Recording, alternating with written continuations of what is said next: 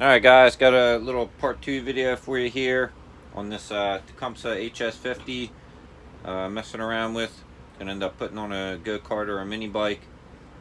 So just kind of brainstorming some different flywheel and ignition ideas, since really they don't make any aftermarket parts for these anymore. So happened to stumble across this mini bike inner rotor kit. This one's for a hs50. So I happen to have a spare one laying around for my bike, and just so happens the flywheel has the same taper as the crankshaft, so kind of opens the door for a high revving ignition. But we'll see how this ends up working out.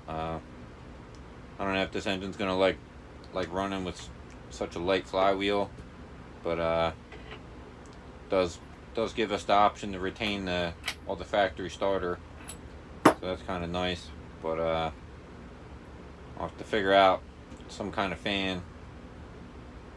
But you know, we'll cross that bridge when we get there.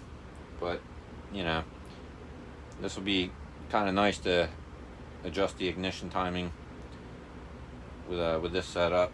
But you know, for $30, we'll see how it works out, and we'll keep you posted on the next part after you know, start doing some other performance mods to this thing and get it running. So thanks for watching, and stay tuned for more.